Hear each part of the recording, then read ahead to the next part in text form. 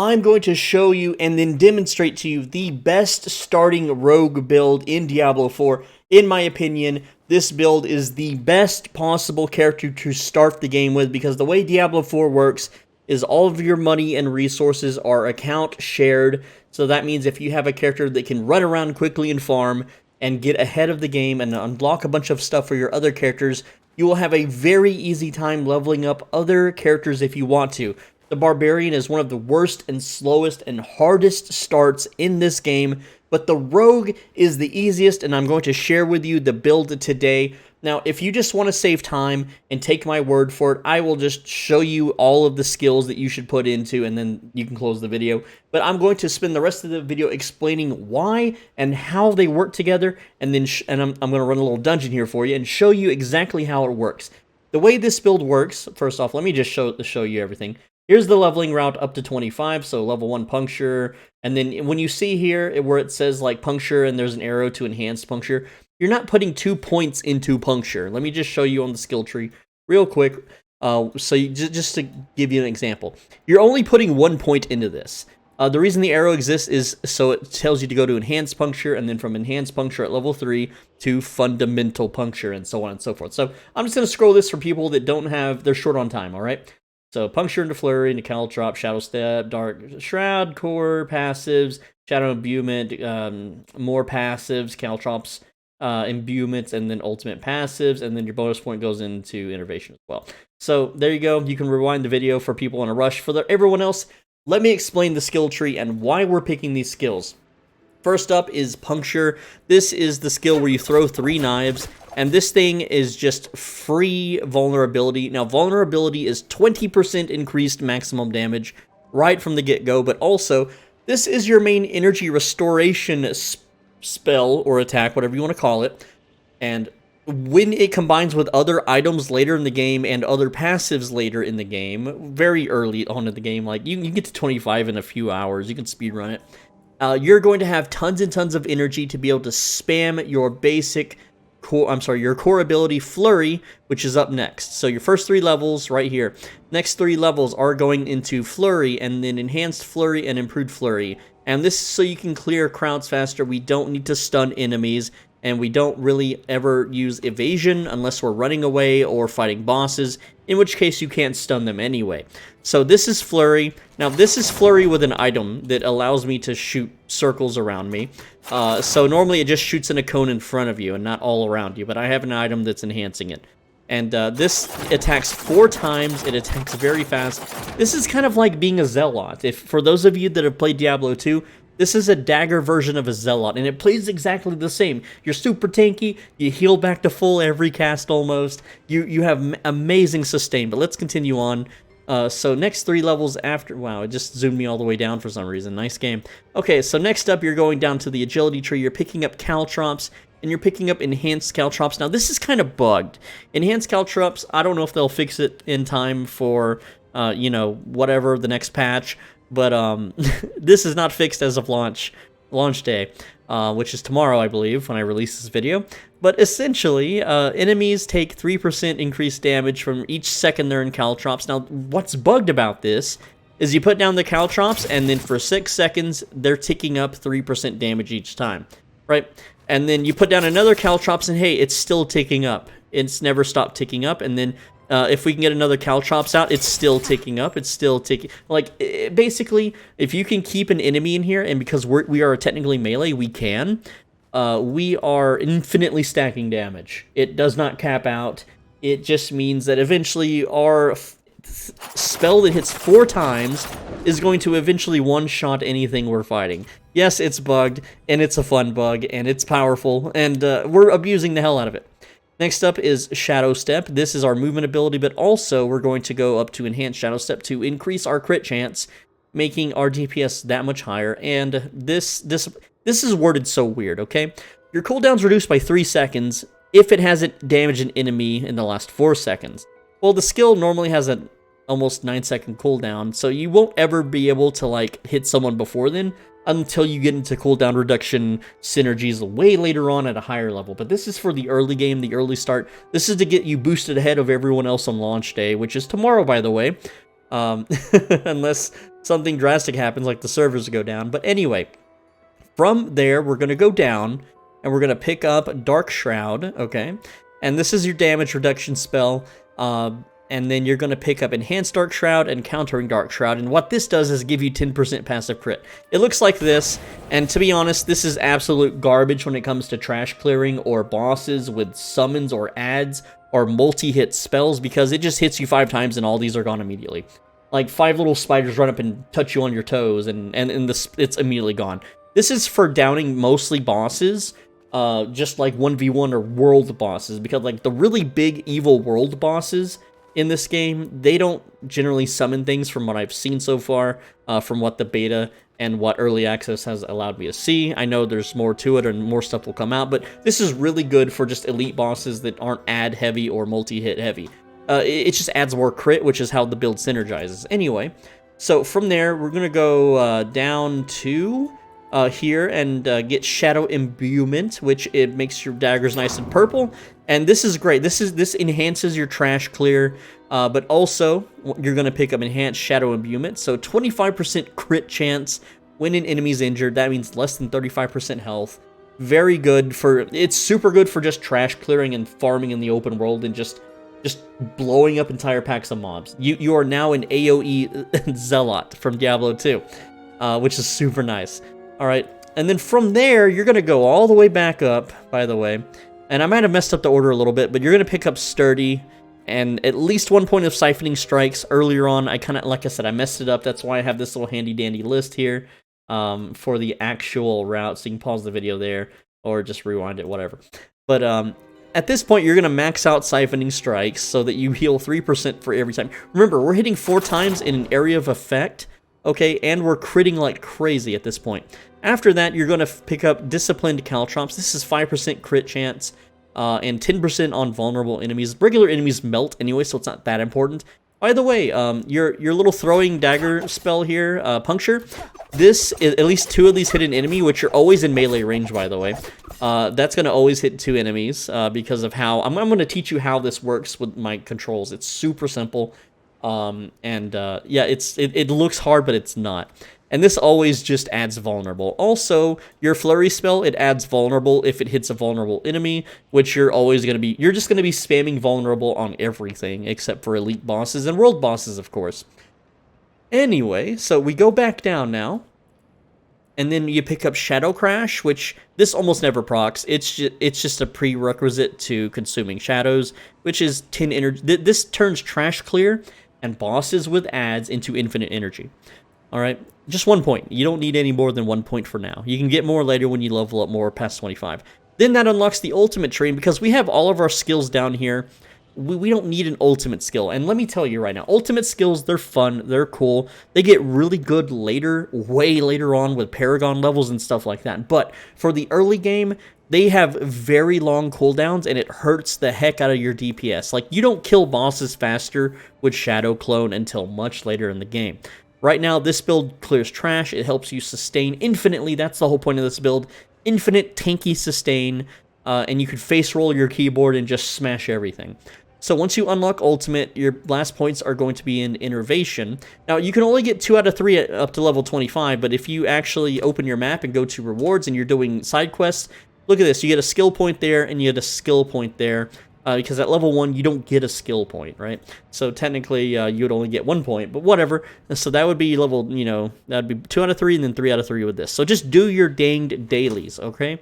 Just do your dang dailies. And I don't know why it's locked. It's a day before the servers open officially for everybody, by the way, and they still have this stuff locked. It's so dumb. They're still running the old, what is it, the March version of the patch. Anyway, so that's the build, and basically what it does is, I'm just going to show you the dungeon now. We're just going to run into a dungeon, and I'm going to just teach you real quick before we actually engage with enemies what I'm doing with my hands, because the game is, the way I have my controls set up are a little weird at first, but the way it works out is to your favor to maximize your DPS. So my basic attack is on spacebar, and the way this works is I just hold spacebar. Okay, I'm holding spacebar, but if I hold right click, guess what? I'm not attacking until I let go of right click. Okay, and now you're gonna think, what is this crazy dude about? Okay, but if you go to controls, and you turn off this option, combine move, interact, basic skill slot. Turn that off. I have my move to right click, and that's how I'm doing this. Okay, so what this does is when I enter combat, I'm spamming my Q spell. So I'm holding spacebar, holding right click, and I'm going to spam my Q spell. And when I'm in combat, I just let go of right click unless I need to move away from an attack or something.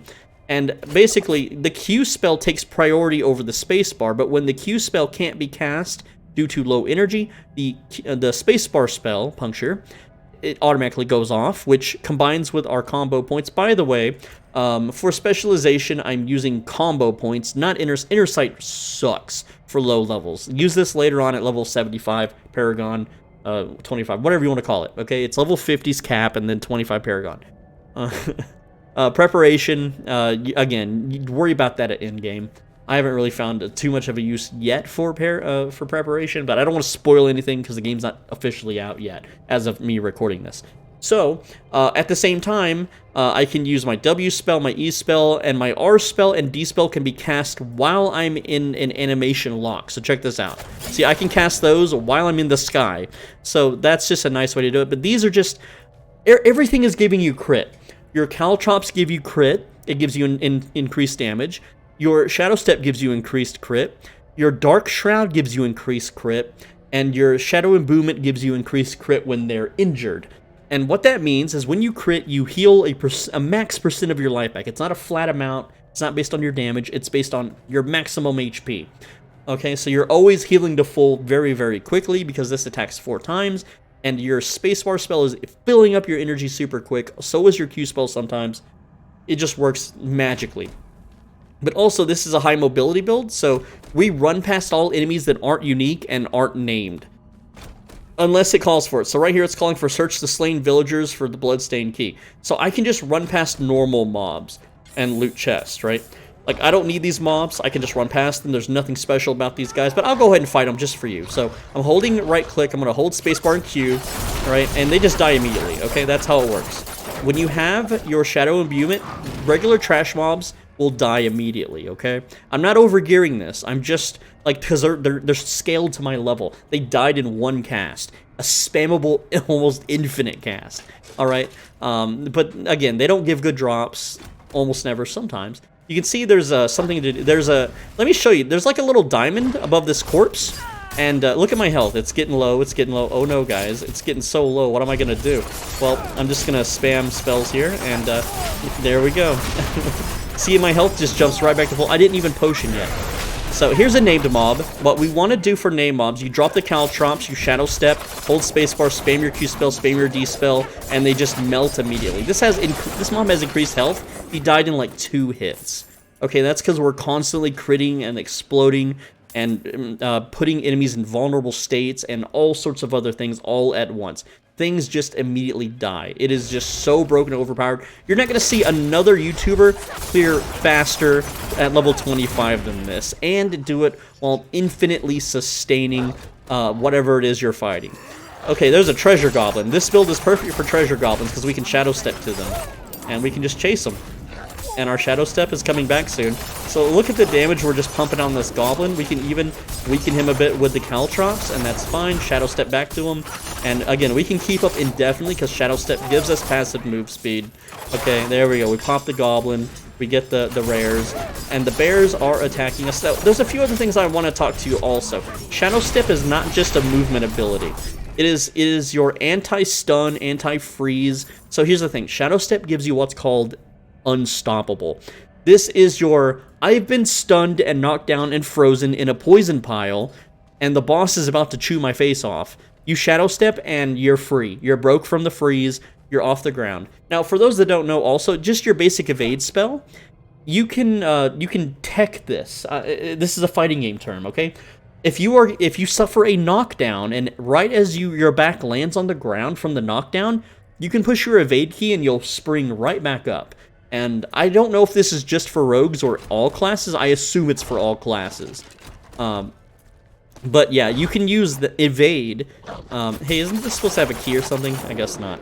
Well, it's all the villagers. So I'm just running around looking for the quest marker, and I'm also looking for named mobs right now. I don't have to kill those guys. I can, and I can blow... Look, like I said, I can kill these immediately. Okay, there we go. Boom, they're dead. Loot the skull. Yay, we got a crude skull. Remember, crude, it goes crude, chipped, flawed, normal, flawless, perfect, I think pristine after that. Or is that a spoiler? I'm sorry. I'm trying not to spoil things. Okay, there's another villager. We just gotta loot them all, and the last one to loot will have the key. That's how it works. It's never the first one, because that's not how it's programmed. A lot of these dungeons are samey. Also, if big enemies are blocking the way, then just shadow step around them, or use evade around them, or just clear. There we go, crude emerald, and because there's a corpse here, I want to loot the corpse. Also, if you're just running around willy-nilly, and there we go, we're stunned, I can shadow step out of stun. See, simple as, I stepped on a trap, that's why I was stunned. I'm also playing on veteran mode, by the way, so it's a little bit harder than normal. There's the key. Now, let's regenerate my HP here. And there we go, like 2 casts, we're full health. 2 casts, alright, and yes, I am AoEing, so on a single target, it's not as much, but once you have all the crit stuff stacked down, because I didn't have my R, okay, I didn't have my E, I didn't have all that stacked. So on a boss, we will have more crit chance, which means we're going to heal just as much. So let's get in here. We should fight a boss, maybe. Let's see. Travel to the Acolyte's quarters. Okay. Slay the Enforcers. Oh, frozen bodies. Nice. I can just step past those. Now, these are just too juicy to pass up. Okay? They're too juicy. Right? Sometimes it's fun just to kill the regulars. But yeah, we shadow step around these. You know. And just blow them up. And there is a named mob, the Fiery Bloated Corpse Fiend, so let's go ahead and take him out. And let's clear through the mobs. I am getting frozen and stunned, that's fine. Now see, the big danger in this game is being stunned on damage over time, poison, corruption, darkness piles. It's also being hit by world bosses. Go ahead and finish that one off. And there we go. So we got a shrine here. Also, this build is so good for shrines. Now, because the servers are wiping tomorrow, I don't really care for the greed shrine. I'm going to show you what you should do. If you get a greed shrine, kill everything. Every one of these are going to drop gold piles. And this build, hey, guess who clears faster than any other build in the game? That's right. Early on, it's this one. Let's go ahead and start fighting the shaman here. And there we go. This is a ton of gold, just because we can clear so fast. And this dude's standing in caltrops. And again, I'm just holding spacebar, spamming Q, hit D whenever the skills are off cooldown. And ta-da, we did it. Alright, now we have to kill one more Enforcer, which will be on the other side, which will be, you know, somewhere probably over here, maybe. But let's go. Or I guess I continue forward. So, there's the other one, maybe. That's just a named mob. But we activate our abilities, spam our Qs, get those caltrops down. Now, I tested it earlier, and if you cast both caltrops at the same time, it does not stack twice. I'm frozen here. I can shadow step out of that, no problem. And I'm getting a little low on health. You know, I haven't potioned a single time in this video. I am getting a little low. So, you know, I could potion here. There's plenty of potions on the ground, right? Or I could just, you know, kill these dudes, right? Activate this, and we have another shrine in the next room. Let's see, we got a lethal shrine. Well, now everything crits. Guess what? This build is built for critting. Let's just heal up to full. Okay, so we're just auto critting right now. And drop the caltrops, and there we go. You can see when we're critting just how fast everything around us dies. And now these are poison piles. This would kill most players, but we can out-heal the poison. Again, this build is insanely, ridiculously strong, and it's even better against single targets. Every time I do a group anything with anybody, everyone just stands around my character and emotes at it. It's so cool. Look at that, we skip the frozen bodies. I don't even need to engage them, right? And look, caltrops are great. You can throw them behind you, and the enemies can't really give chase. Or you can just kill them and, you know, regenerate health, and it's whatever. It's whatever you want to do, man. Just play the game however you like. I only like to kill the high priority targets like I think an actual rogue would do. Also, it's just more efficient. That's just how Diablo 3, Diablo Immortal is. You just kill the uniques and the rares. That's how Diablo 2 is at the end game.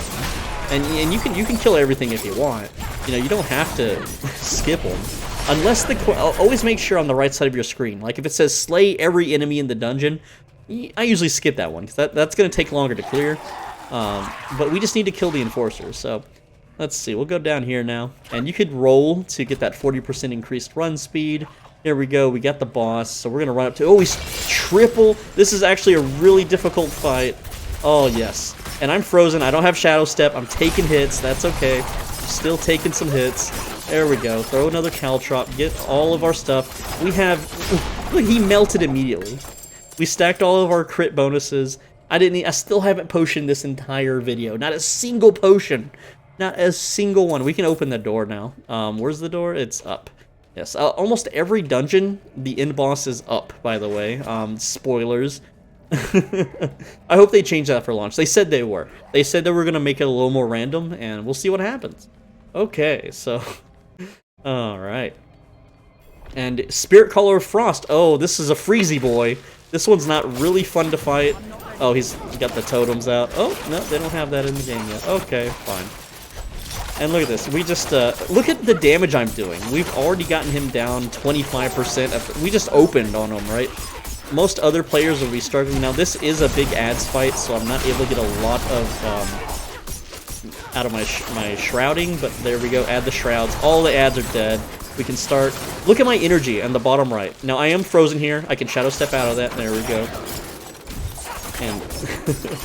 Now, look at my energy in the bottom right. You can see how often it fills up. It is just... I'm able to spam that Q spell very, very quickly. And let's stack our crits once again. There we go. And look at my combo points. They're just filling up to 3 almost every time. That gives me 15% attack speed, or 45%. There we go. Dungeon done. We did the dungeon super quick, super easy. I never touched my potion button once. And this was one of the harder dungeons. And... We got a little low one time. Almost panicked a little bit. Still some enemies around. Look at this little big boy here. Again, it's a hyper-mobile build. You can AoE down normal mobs super quick. We deal insane damage. We're ultra tanky. We had the best lifesteal in the entire game. Except for, well, Druid mid-game gets better. If you play Werewolf, then yeah, they do beat us later on. But right now, we're just like... We're like the best Zealot from Diablo 2, essentially. Anyway, this is... if you want to look at my items, too, I don't have anything specific. This is just random stuff that I turned in my obols. By the way, I just want to shill a little bit. I put a members-only video out back in March. How to dupe obols, okay? And as of right now, June, it still works. There is an obols dupe, so yes. I did exploit to get these legendaries, but it's the last day. This is getting wiped. I doubt they'll fix it. Now, so what am I talking about, right? I haven't shilled a single product to you this entire time. You know how on Twitch, whenever someone subscribes to a Twitch channel, they pay $5 a month? Here on YouTube, it's called channel membership. See my cursor? Right down here, there's a join button. For $5 a month, you can become a channel member. And I just started making Diablo videos, so I don't have a lot for Diablo, but one of the videos is how to dupe obols, all right? And I released that all the way back in March. So channel members, they get access to private, more personal videos that are just too good for the public to know about. And with that said, you know, it helps support me. I get $2.50 out of that to eat rotisserie chickens. All right. With that said, that's the end of the video. I'm Soul Benji. Thanks for watching. As always, be a bro and stay swole. I know I could talk about itemization, but at level 25, don't worry about items. Just wear the highest item power thing you can, essentially. Don't worry too. You're going to replace all this stuff in like a few hours, so don't you worry about items, okay? Anyway, with that said, I'll see you in the next video. I read every comment. Make sure you subscribe so you don't miss the next video, because I'm going to be pumping out a lot of Diablo videos here. Stay tuned. A lot of them coming out today to get ready for launch tomorrow. So, with that said, I'll see y'all next time, and take care.